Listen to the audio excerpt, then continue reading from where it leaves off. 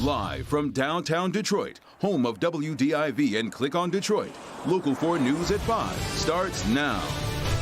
Two members of that so-called militia group, Wolverine Watchmen, they were in court today. Lots of new information came out. The state calling them terrorists, but a judge making a big surprise when it comes to one of them.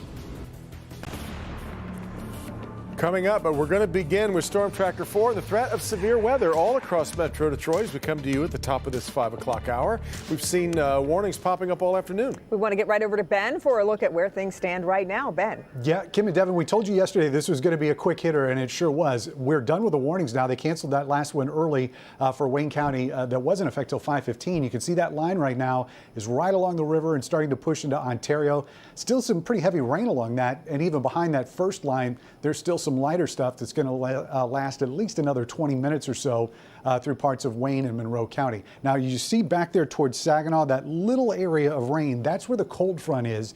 So until then, we still have chances of seeing some scattered showers. I think once that front passes a little bit later this evening, things will get much improved. As far as reports earlier today, yes, this did some damage. We got reports, at least down in parts of Monroe County, of some trees and power lines down, 1-inch hail near Milan, and some more reports a little bit further to the north and west. Watches technically are up until 9 p.m. That's probably going to get canceled early as we see everything start to calm down. But we still have some rain chances around. Temperatures are still mild, even though the rain cooled us out of the 70s. We're in the 60s right now, and there's still some noticeable humidity in places. You can see out in Lansing, they're already down to 56. But what a switch tonight as we go from these mild temperatures down to 49 degrees at midnight, and we're on our way to the 30s as we get into tomorrow morning. And guys, that starts a stretch of much cooler air that's going to last through a lot of Halloween week. We will check rain chances for the upcoming weekend and see if we can squeeze some milder temperatures in before too long. Don't forget to download the Local Forecasters app to get that information and a quick peek at Halloween as well. All free in your app store by searching WDIV. Guys? Okay, then. Our other top story at this hour, a surprise twist in court for one of the men charged in the plot to kidnap Governor Whitmer. Pete Musico from Munith got his bond reduced from $10 million to $100,000. Defender Sean Lay is live tonight with the reason behind the judge's decision. Sean.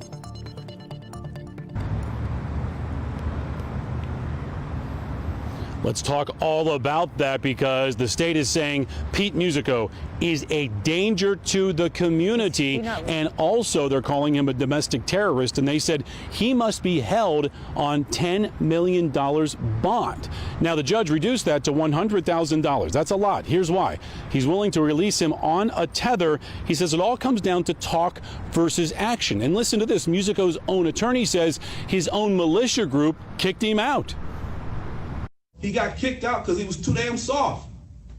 They kicked him out of the group because he was too soft and would not commit to violence. Pete Musico kicked out of the group he founded, the Wolverine Watchmen. He and several members charged under the state's terror crimes laws for allegedly plotting, training with the goal of kidnapping Governor Gretchen Whitmer. But Musico's lawyer says plotting and training are in fact not crimes, and the group is non-violent, kicking one member out for domestic violence. So this supposed violent extreme militia group apparently had a domestic violence policy that was tougher than the NFL's. Lawyers for the Attorney General's office, they are arguing that Musico and the Watchmen are violent and revealed that there were two plans. One to kidnap the governor, and then Musico's alleged second plan to target other politicians and police. It is not lawful to plan, surveil, to then attempt and threaten to kidnap and assault and kidnap the governor of the state of Michigan. The judge agreeing with Musico that the state's $10 million bond request is too high, and here's the key. People can get a bit boisterous and say things within a group of like-minded individuals, might indicate statements that they have no intention of following through with. Yes, sir, Your Honor. Thank you very much.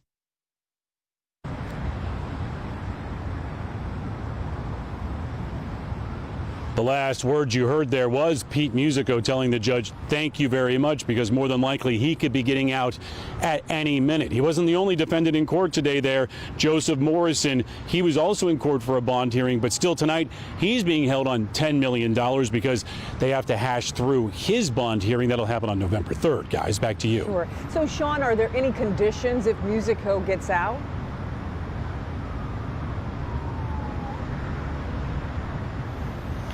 You would think so, because the state is calling him a domestic terrorist who allegedly wanted to kidnap the governor. But the judge said, Musico, you're under such a microscope. He said, you'd be crazy to do anything wrong. So he said, you can go to work and church and then come right back home. He will be in the community if he makes that $100,000 bond. Okay, we'll be following it. Sean, thank you. Let's get to today's coronavirus numbers, and the trend continues. Unfortunately, 1,826 new confirmed cases over the past 24 hours. That marks our second straight day above the 1,800 mark. Also, the state reporting 18 more coronavirus deaths in the past 24 hours. Let's turn now to brand new information we're learning about a shooting in a neighborhood in Lincoln Park. It happened on Moran near Fort Street, and police now say the victim and shooter knew each other. Victor Williams spoke to neighbors who heard the shots. Well, police spent hours out here investigating, looking for any type of evidence they could find, but we're told that this shooting stemmed from an argument that happened on the inside of the home. I literally turned around at that corner and I heard the gunshot, so I just ran. I hid behind that black truck right there. Christine Johnson was out for her morning jog on Moran when she saw the commotion of an argument turn into a shooting that left one man injured. It looked like there was two girls and then another guy that were fighting, and they were punching, and she was like wringing him around his neck, and they were just, you know, fist fighting on the sidewalk. Lincoln Park police were on scene combing the area for evidence, even finding a shell casing on the ground.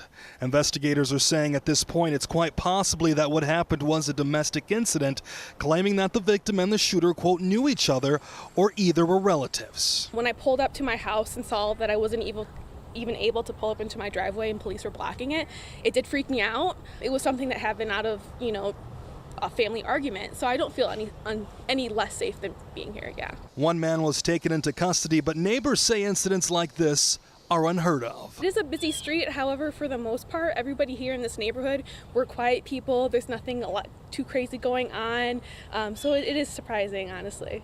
And to make matters worse, there's literally a school right around the corner, Hoover Elementary. In Lincoln Park, Victor Williams, Local 4. All right, Victor. Now to Decision 2020, a Grammy Award-winning singer and Detroit native in town campaigning for Joe Biden. Lizzo spoke to Canvas volunteers in Detroit this afternoon. Tonight she'll be in Harper Woods talking to young people about voting early. Coming up on Local 4 News at 6, we talked to Lizzo one-on-one about why she's getting involved in the campaign today. New at 5, we've learned President Trump will be making a campaign stop here in Michigan on Tuesday. The Make America Great rally will be held in Lansing at Capital Region International Airport. He's set to speak at 2 p.m. Well, thanks to COVID, the offseason lasted far longer than it should have, but tomorrow the wait is over. Big Ten football is back with both the Spartans and Wolverines taking the fields. Let's get over to Jamie and for Bernie tonight. Going to look different, but it is back. That's right, Devin. Like everything else these days, things are different. But Big Ten football officially kicks off tonight with Illinois and Wisconsin. Tomorrow, the Spartans take on Rutgers, while the Wolverines face off with the Gophers. No fans in the stands. Players will be tested daily. All the teams will play 8 games in 8 weeks with a conference championship on December 19th. Now, both Michigan and Michigan State coaches say they're ready. Jim Harbaugh says this is what he expects from his team. I want to see a team that goes out there on Saturday night and is flying around, running to the ball, playing smart and having at it. Changes can be, uncomfortable. But we told our players that they have to get comfortable being uncomfortable.